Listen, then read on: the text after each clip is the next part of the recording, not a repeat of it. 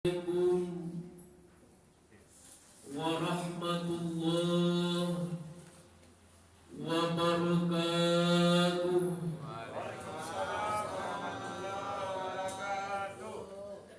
Allahu akbar.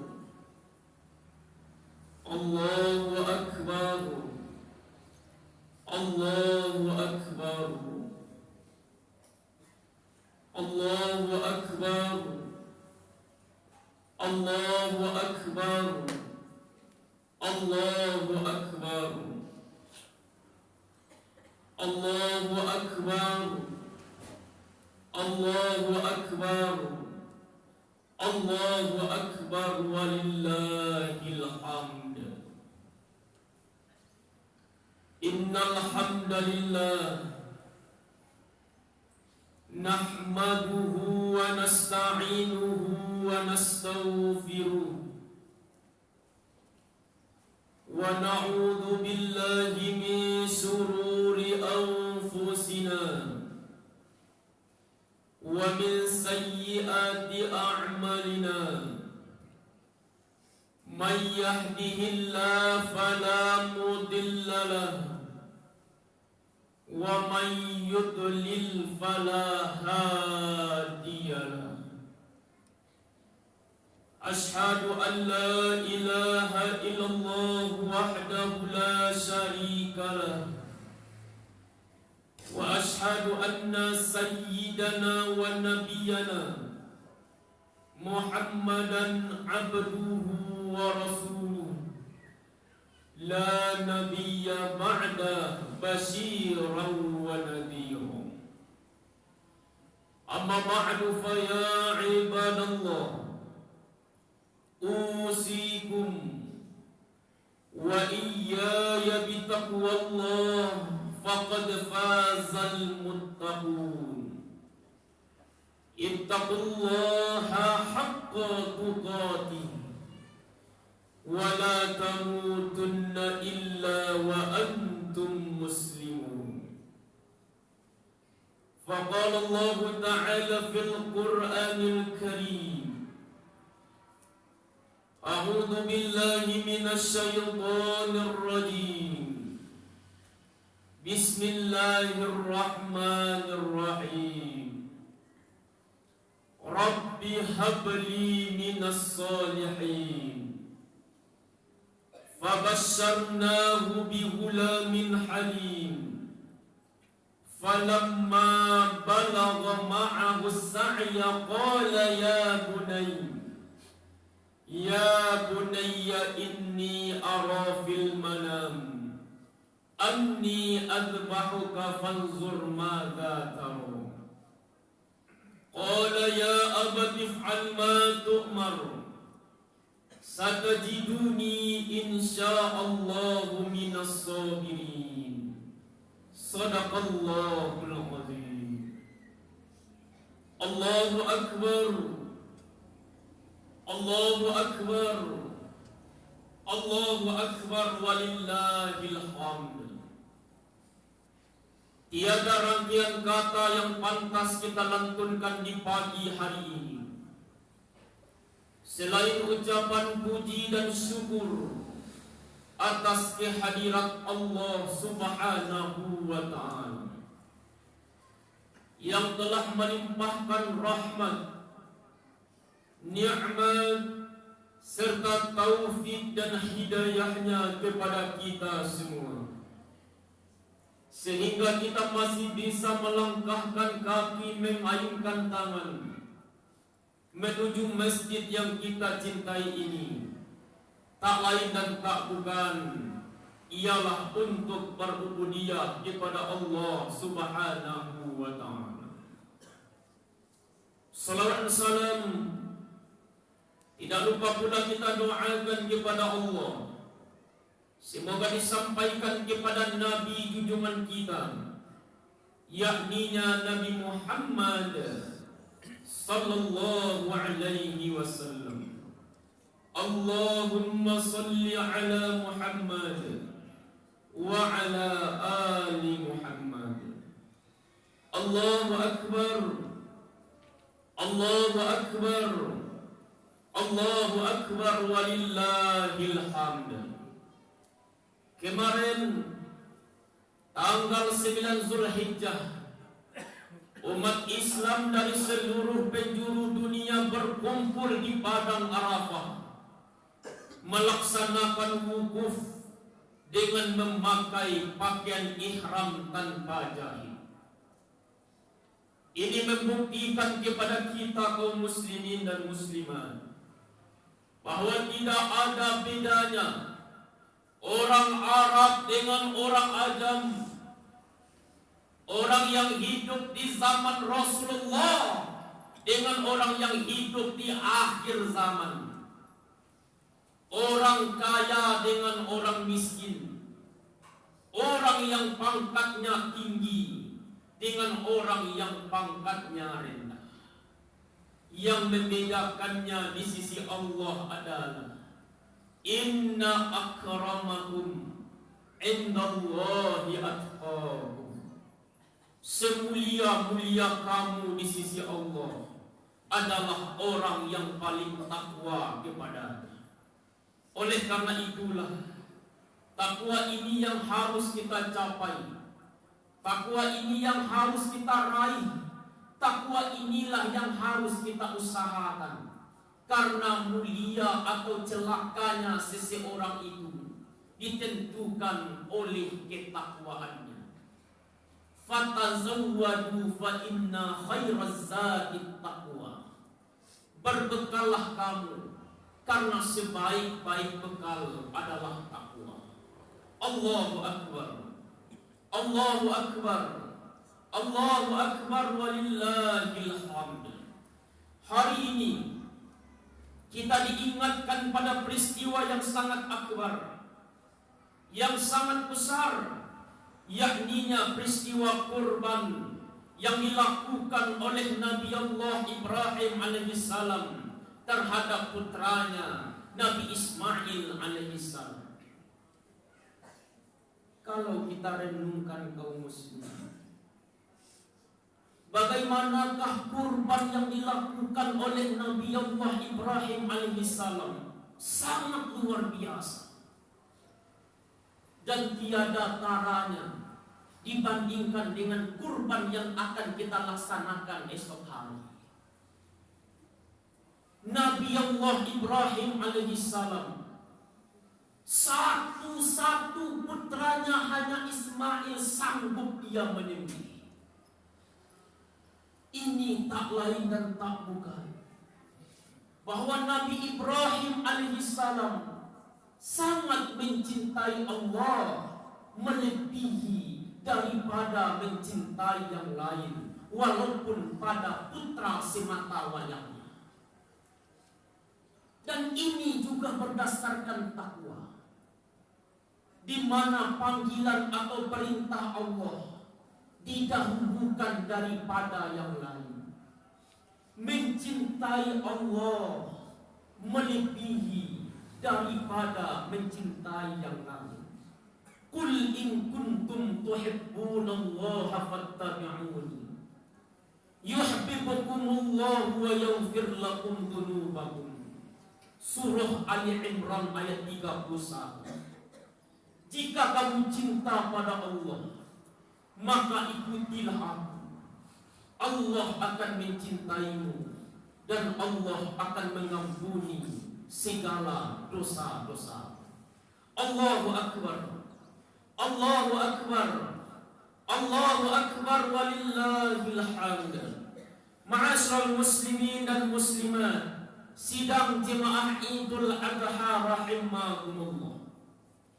Adapun judul khutbah kita pada hari raya Idul Adha 1446 Hijriah, yaitu usaha hari ini adalah menentukan hari esok. Usaha hari ini adalah menentukan hari esok. Berbicara tentang hari esok berarti kita harus menyadari bahwa kehidupan awal pasti ada kehidupan akhir. kehidupan dunia pasti akan berakhir dengan kehidupan akhirat. Artinya apa? Alam dunia ini pasti ada pula alam akhiratnya. Ini merupakan fakta. Islam telah menjelaskan di dalam kitabnya Al-Quranul Karim, di dalam surah As-Sajadah, bahwa perbandingan sehari di akhirat sama dengan 1000 tahun hidup di dunia ini. Al-fasanatim mimma ta'udun. Matematikanya adalah, andaikan Allah Subhanahu wa ta'ala memberikan kita hidup 80 atau 90 tahun, berarti perbandingannya hanya beberapa jam saja di hari akhirat nanti. Oleh karena itu, kita jangan sampai terlalu terlena dengan kehidupan di dunia ini. Allah pun telah menjelaskan di dalam surah Shaf ayat yang ke-10. Ya ayyuhalladzina amanu hal adullukum ala tijaratin tunjikum min adzabin alim. Hai orang-orang yang beriman, maukah aku tunjukkan kepadamu suatu perniagaan yang bisa melepaskanmu dari azab yang sangat pedih? Secara tekstual bisa kita pahami ayat ini, bahwa hidup dan kehidupan kita di dunia ini diibaratkan oleh Allah dengan tijarah, orang yang berdagang. Jawaban dari pertanyaan ini kaum muslimin, tentu semua orang dalam berdagang ingin mendapatkan untung, tidak ingin pulang pokok, apalagi mendapatkan rugi. Allahu Akbar, Allahu Akbar, Allahu Akbar, walillahil hamd. Lalu bagaimana caranya kita lepas dari azab Allah yang sangat pedih itu? Solusinya adalah ayat berikutnya. Tu'minuna billahi wa rasuli. Benar-benar beriman kepada Allah dan Rasulnya. Wa tujahiduna fi sabilillahi bi amwalikum wa anfusikum. Kemudian berjihad di jalan Allah dengan harta dan jiwa. Pengertian benar-benar beriman kepada Allah, kita harus memiliki komitmen dalam iman kita. Artinya kita harus mempunyai istiqomah di dalam iman. Walau apapun yang menggoda, baik harta, tahta, maupun wanita, kita tidak mau terjerumus. Tetapi kita mempunyai iman yang teguh di dalam dada kita. Allahu Akbar, Allahu Akbar, Allahu Akbar, walillahil hamd. Sesuai dengan topik pembicaraan kita pada pagi hari ini, usaha hari ini adalah menentukan hari esok. Berarti kita harus siapkan payung sebelum datang hari hujan. Artinya apa? Sebelum datang ajal merenggut nyawa, kita telah mempersiapkan di alam dunia ini. Dengan cara yang bagaimana? Tentu dengan cara banyak beramal, dengan cara banyak beribadah. Karena siapapun dan bagaimanapun manusia hidup di dunia ini pasti akan kembali kepada Allah Subhanahu wa ta'ala. Wa likulli ummatin ajal, fa idza jaa ajaluhum la yastakhiruna sa'ah wa la yastaqdimun. Setiap umat mempunyai ajal. Apabila sudah datang ajal mereka, la yastakhiruna sa'ah, sesaat pun tidak bisa diminta mundur. Wala yastaqdimun, dan sesaat pun tidak bisa diminta maju. Allahu Akbar, Allahu Akbar, Allahu Akbar, walillahil hamd. Imam Al-Ghazali Di dalam kitabnya Ihya Ulumuddin memberikan definisi mati itu seperti ini. Mati pada dasarnya adalah sebuah peralihan, suatu tahap kehidupan kepada tahap kehidupan berikutnya, bukan akhir. Khatib ulangi lagi pernyataan Imam Al-Ghazali ini. Mati pada dasarnya adalah sebuah peralihan, suatu tahap kehidupan kepada tahap kehidupan berikutnya, bukan akhir. Mati adalah istilah yang digunakan bagi orang yang sedang hidup. Si fulan mati itu kan kata yang hidup, yang mengalami sedang pindah ke alam lain. Jadi tidak ada alasan bagi kita kaum muslimin dan kaum muslimat hidup sulit benar, mending mati saja, habis urusan, tidak sampai di situ. Hidup ini terus berlanjut ke alam barzah. Hidup ini terus berlanjut ke alam mahsyar. Inilah yang disebut dengan perjalanan panjang. Sama seperti kita akan pergi ke luar kota yang jauh. Semakin jauh perjalanan, semakin banyak bekal yang kita bawa. Kaum muslimin ingin pergi jauh, tapi tidak bawa bekal berangkat juga, itu nekat namanya. Sampai tujuan belum tentu, sengsara sudah pasti. Kenapa? Tidak ada bekal berangkat juga. Inilah kita manusia hamba Allah. Perjalanan panjang, bekal belum ada, ibadah belum cukup, sudah datang kematian. Tentu artinya tidak ada bekal berangkat juga. Alamat sengsara di jalan karena bekal tidak ada. Bekal kita adalah amal dan ibadah. Allahu Akbar, Allahu Akbar, Allahu Akbar, walillahil hamd. Tetapi terjadi fenomena di tengah-tengah masyarakat Islam hari ini.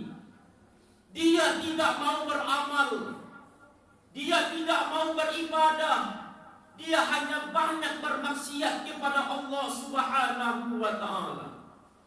Inilah yang digambarkan oleh Allah di dalam surah As-Sajdah ayat yang ke-12. Allah Subhanahu wa ta'ala menceritakan kepada kita, tidak sedikit orang-orang ketika di muka bumi ini, dia tidak sempat berbuat baik, dia tidak mau beribadah, dia tidak mau beramal soleh, dia hanya banyak bermaksiat kepada Allah Subhanahu wa ta'ala. Bahkan sampai akhir hayatnya mereka mati dalam keadaan su'ul khatimah, mati dalam keadaan juga tidak baik. Oleh karena itu, orang-orang yang seperti ini, dia akan menyesal pada suatu hari nanti, tapi penyesalan yang tiada berguna lagi. Allah Subhanahu wa ta'ala berfirman di dalam surah As-Sajdah ayat 12. Apa kata Allah? Walau tara idil mujrimuna nakisu ru'usihim 'inda rabbihim.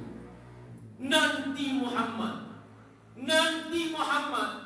engkau akan melihat orang-orang yang selalu berbuat kejahatan di muka bumi ini, di mana saja mereka menyebar kejahatan.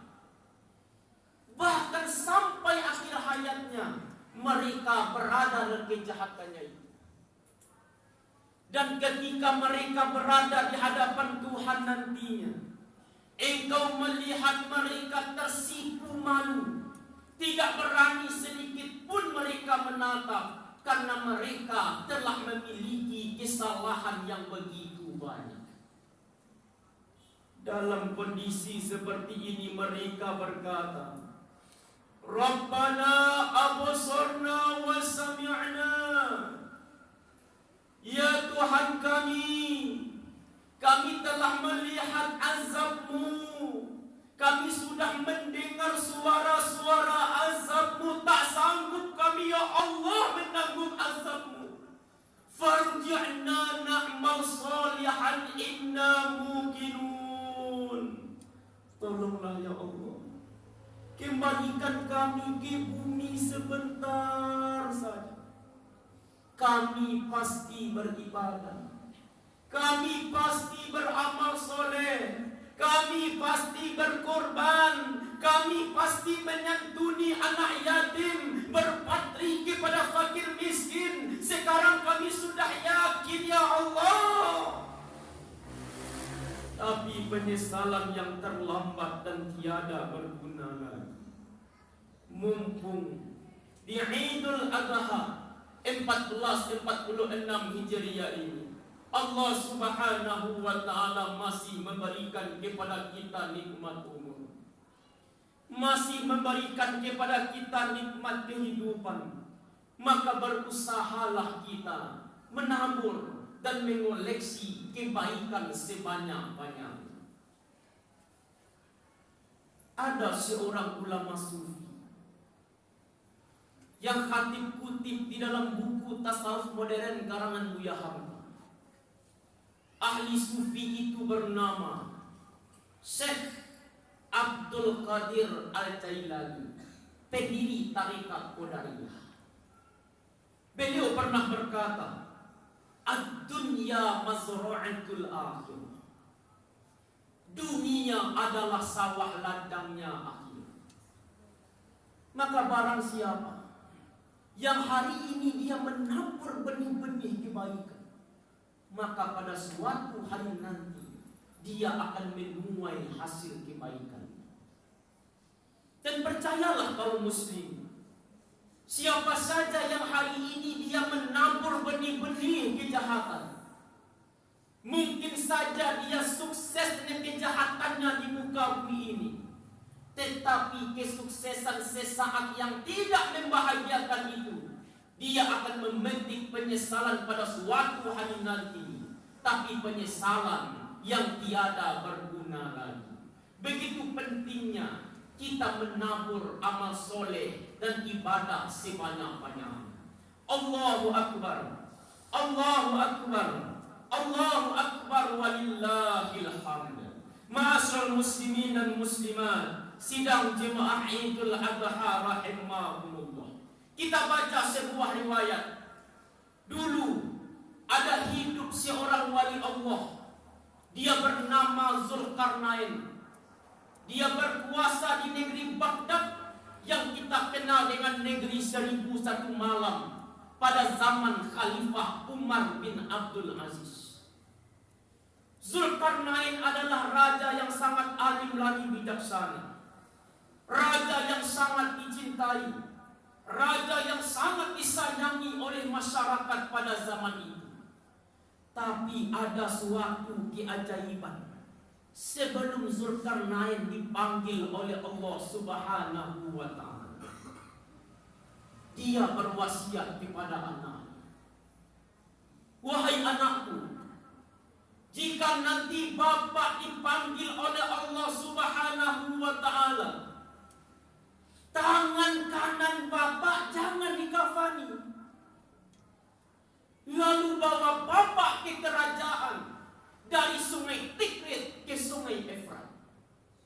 Allahu Akbar, Allahu Akbar, Allahu Akbar, walillahil hamd. Tidak berapa lama selang waktu setelah Zulkarnain berwasiat kepada anaknya, lalu Zulkarnain dipanggil oleh Allah Subhanahu wa Ta'ala. Kemudian anak Zulkarnain menyampaikan kepada para alim ulama dan fuqaha bahwa ayahnya telah berwasiat seperti apa yang telah kita jelaskan tadi. Para alim ulama dan fuqaha sangat terharu dengan wasiat Zulkarnain ini, karena raja yang sangat alim lagi bijaksana berwasiat yang aneh, berbeda dengan wasiat manusia biasa. Sebelum Zulkarnain dimandikan, para alim ulama dan fuqaha mencoba mengambil hikmah. Apa sebenarnya isi kandungan wasiat Zulkarnain ini? Singkat cerita, setelah mereka berdiskusi, mereka sepakat bahwa Raja Zulkarnain tidak hanya saja di waktu hidupnya memberikan pelajaran kepada umat, malahan sampai akhir hayatnya juga memberikan pelajaran kepada umat. Apa isi kandungan wasiat Zulkarnain itu, kaum muslimin dan muslimat? Bagaimanapun manusia mempunyai kekayaan harta benda, bagaimanapun manusia mempunyai jabatan yang tinggi luar biasa di dunia ini, namun apabila Sang Khalik telah memanggilnya, semua kekayaan, semua jabatan hanya tinggal namanya saja. Allahu Akbar, Allahu Akbar, Allahu Akbar, walillahil hamd. Kalau kita renungkan, memang benar apa yang diwasiatkan oleh Zulkarnain ini. Apabila Sang Khalik telah memanggil kita, tidak ada yang kita bawa sama sekali kecuali hanya kain kafan yang sederhana, rumah yang bertingkat, mobil yang berkilat, uang yang berlipat, semuanya hanya tinggal belaka. Yang tinggi harganya ketika itu adalah amal dan ibadah. Allahu Akbar, Allahu Akbar, Allahu Akbar, walillahil hamd. Masyaallah muslimin dan muslimat, sidang jemaah Idul Adha rahimakumullah. Oleh sebab itu, karena Allah Subhanahu wa taala tidak pernah memberitahu kapan kita pergi dari alam dunia ini. Jangankan kita kaum muslimin, Rasulullah pun tidak pernah diberitahu oleh Allah Subhanahu wa taala. Ini merupakan rahasia Allah yang memiliki hikmah yang sangat besar. Kenapa Allah tidak ingin memberitahu kapan kita pergi dari alam dunia ini? Jawabannya adalah agar kita siap setiap saat. Tentu yang dimaksud kita mengkaji amal ibadah kita hari ini. Dan realitanya pun telah kita lihat, banyak saudara-saudara kita yang punya ini, punya itu, namun apabila Sang Khalik telah memanggilnya, tidak ada yang ia bawa sama sekali kecuali hanya kain kafan yang sederhana. Oleh karena itulah Allah Subhanahu wa taala berfirman di dalam surah Al-Hasyr ayat yang ke-18, ya ayyuhalladzina amanu taqullah wal tanzur nafsum ma qaddamat lighad. Hai orang-orang yang beriman, bertakwalah kamu kepada Allah dan hendaklah kamu mempersiapkan dirimu untuk hari esok. Mengacu kita pada ayat ini, kita diminta oleh Allah untuk mempersiapkan diri, yaitu untuk hari esok, hari akhirat. Kenapa ini perlu kita siapkan kaum muslimin? Jawabannya adalah karena alam akhirat itu adalah tempat kita untuk selama-lamanya. Dan persiapan untuk hari yang abadi itu ialah di saat kita berada di alam dunia ini. Ad-dunya darul amal wal akhirah darul jaza. Dunia adalah kampung tempat beramal, akhirat adalah kampung tempat pembalasan. Allahu Akbar, Allahu Akbar, Allahu Akbar, walillahil hamd.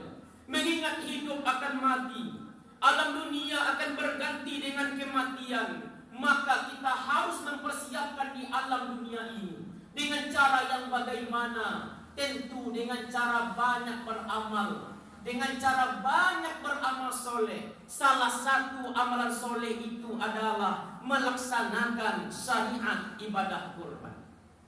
Bagi kita yang melaksanakan kurban, maka dia akan semakin dekat kepada Allah Subhanahu wa taala. Karena kurban berasal dari kata qarraba yuqarribu kurbanan, artinya mendekatkan diri.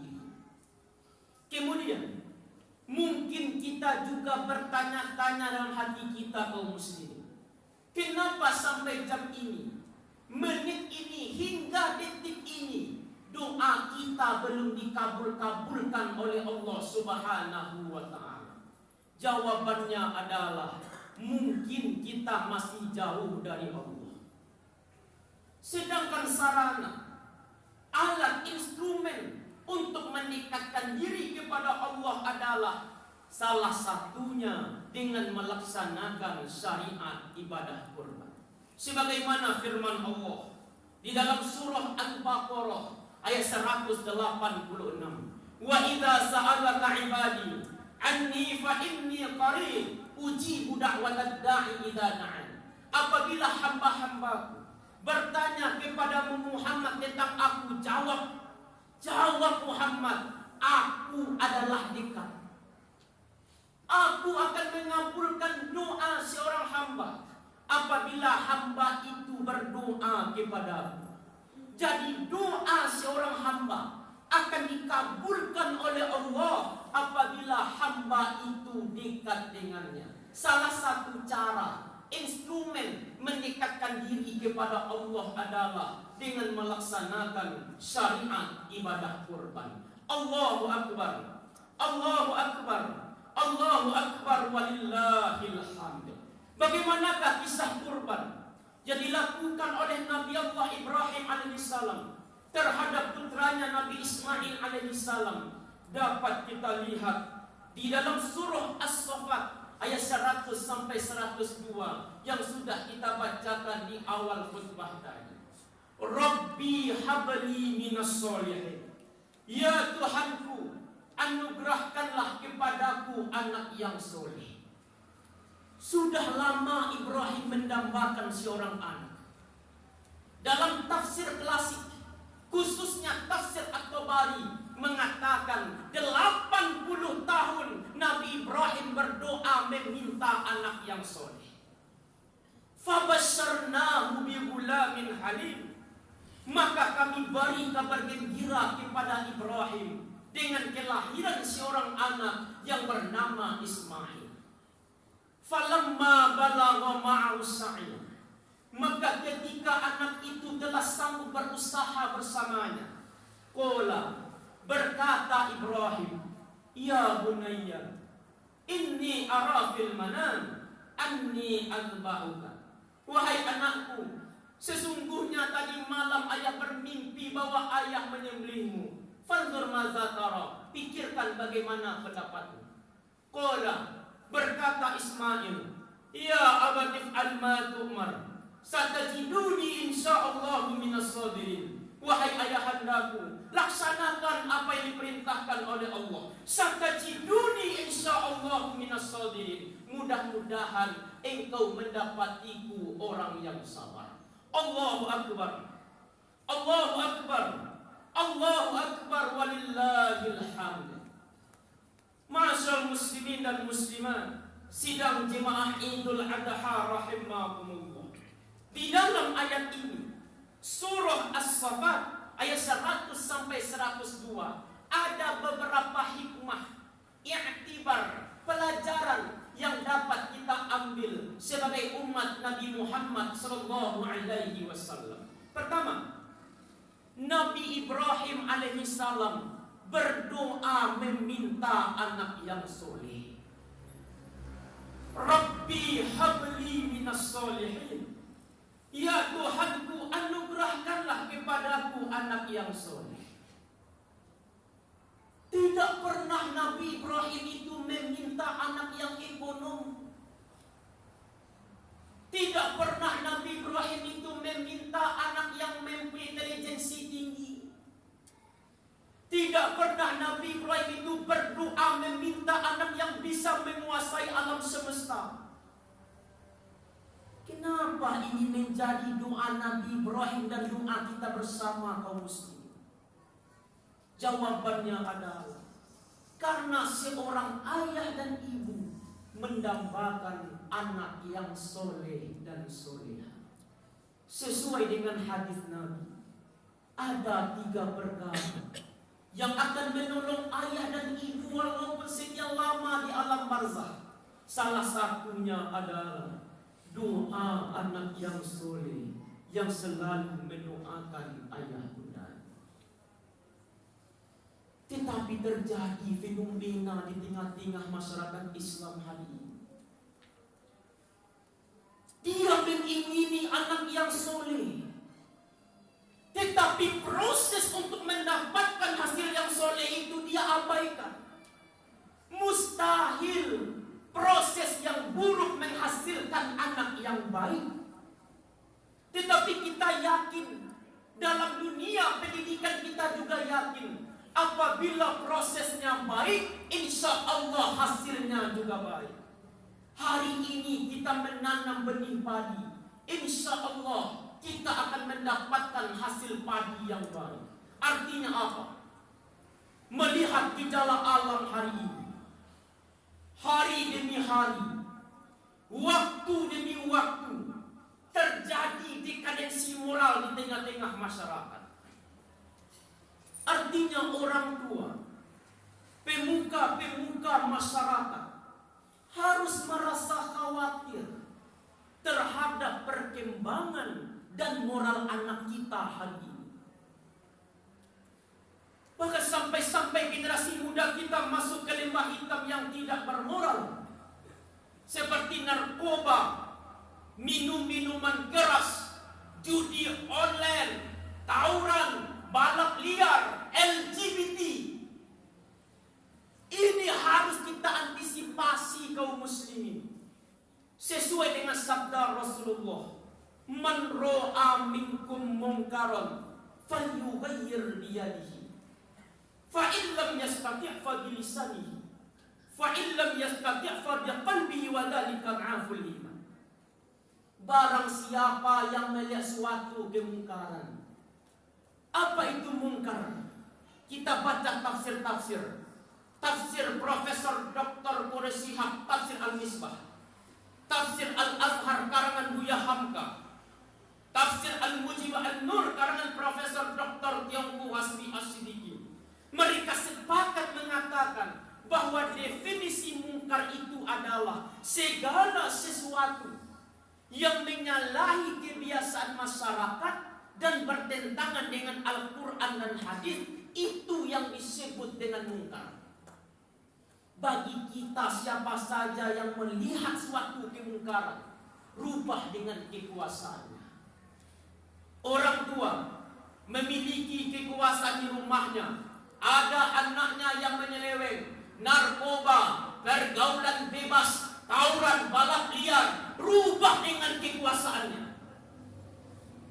DPRD memiliki kekuasaan di parlemen, rubah undang-undang sesuai dengan norma-norma kebenaran. Fa in lam yastati', tidak mampu dengan lisan. Fa in lam yastati', kekuasaan tidak ada, lidah tidak mampu juga mengucapkan. Seperti kita melihat bagaimana kemungkaran yang dilakukan oleh Israel kepada Palestina. Kita lihat orang Palestina, kekuasaan tidak ada, lidah kita tidak mampu untuk mengucapkan. Doakan mereka sembari memberikan bantuan. Wa dzalika aful iman, itulah selemah-lemahnya iman. Ini harus kita antisipasi dari generasi muda kita. Dan realitanya pun telah kita lihat hari ini kaum muslimin. Banyak pohon kayu yang telah dikalahkan benalu. Kati ulangi lagi. Banyak hari ini pohon kayu yang telah dikalahkan benalu.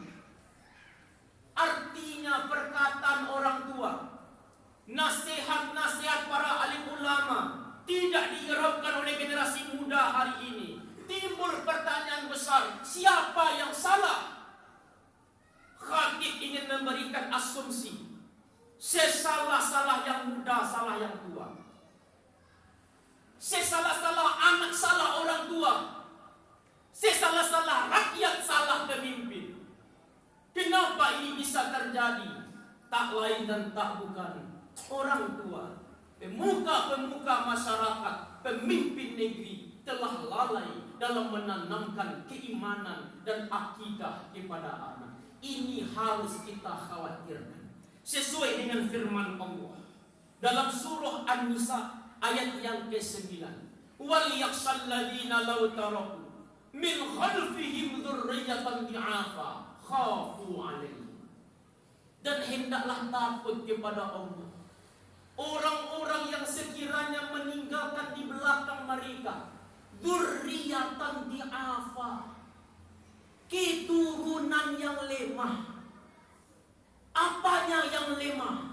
Lemah akidahnya, lemah imannya, lemah ekonominya, lemah pendidikannya, lemah akhlaknya. Khafu 'alaihim, yang mereka khawatir terhadapnya.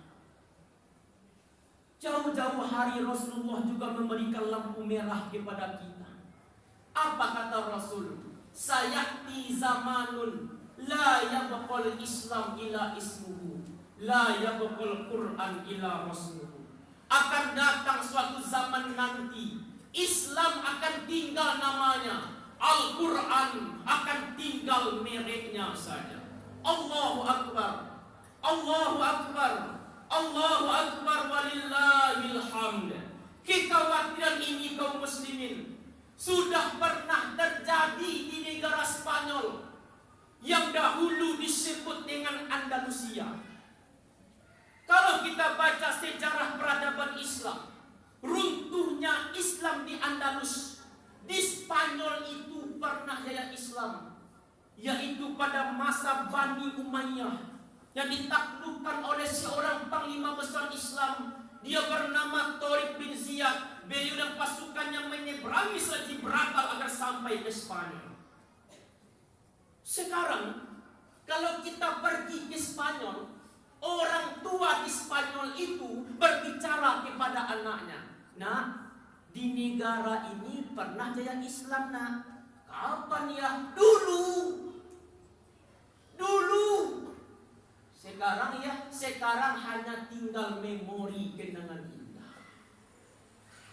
Timbul pertanyaan, bisakah ini terjadi di negara kita, di wilayah kita, di daerah kita, di kampung kita? Jawabannya bisa kalau kita lihat gejala generasi hari ini.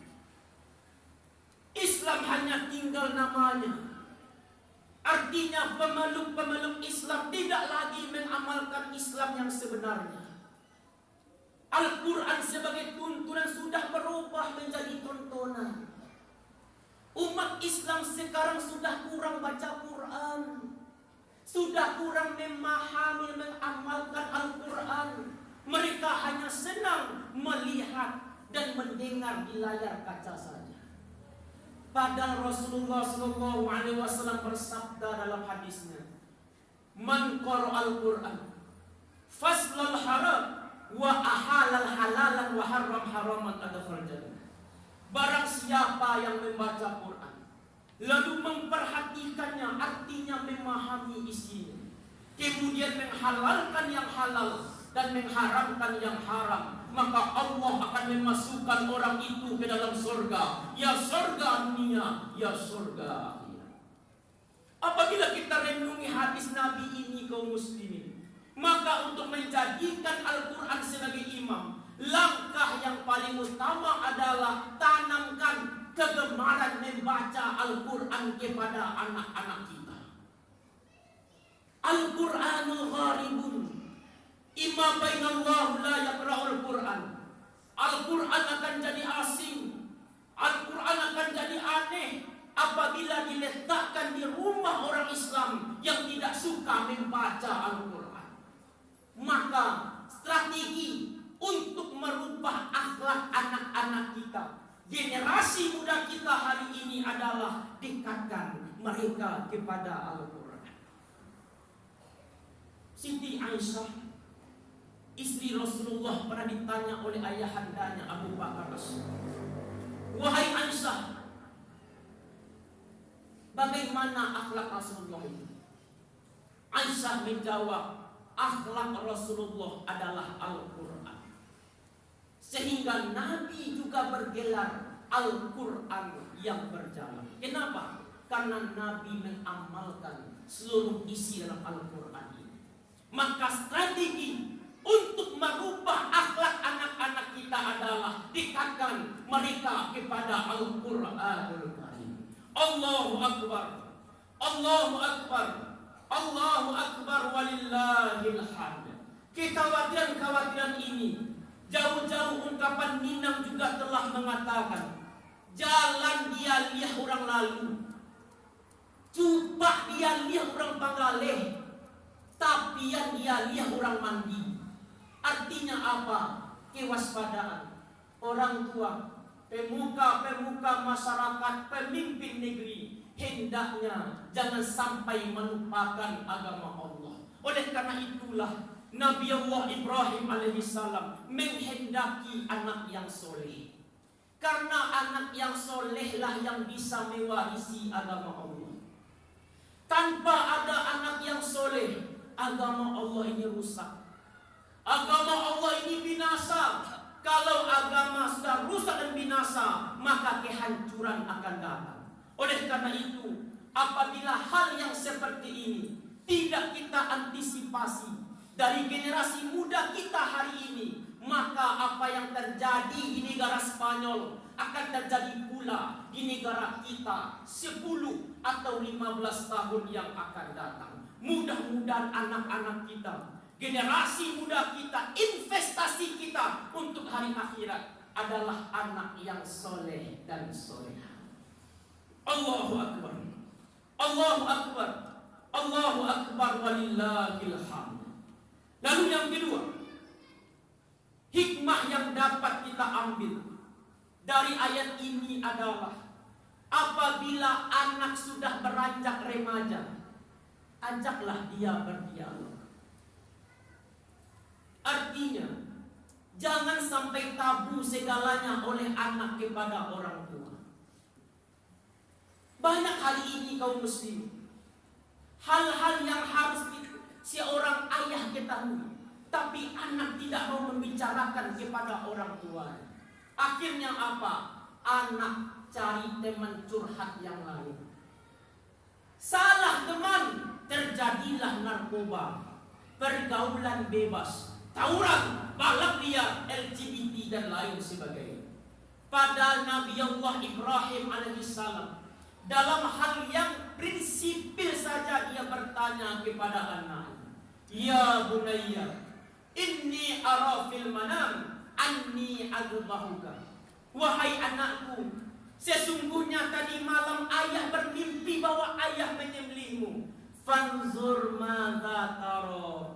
Pikirkan bagaimana pendapatmu nak. Dari ayat ini nampak bagi kita kaum muslimin bahwa antara ayah dan anak itu ada saling berdialog atau tukar pikiran. Timbul pertanyaan, apakah hari ini ada seorang ayah berdialog dengan anaknya bagaikan Ibrahim dengan Ismail? Jawabannya adalah tanyakan dalam diri kita masing-masing. Lalu yang ketiga, yang terakhir, hikmah yang dapat kita ambil adalah Ismail alaihissalam rela dikurbankan oleh ayahnya. Kenapa? Karena landasannya adalah soleh. Karena dasarnya adalah soleh. Tanpa dasar soleh, mustahil Ismail alaihissalam rela dikurbankan oleh ayahandanya Ibrahim alaihissalam. Lihat jawaban anak yang soleh. Dia patuh saja. Ya abatif al-ma tu'mar, satajiduni insyaallahu minas sabirin. Wahai ayahandaku, laksanakan apa yang diperintahkan oleh Allah.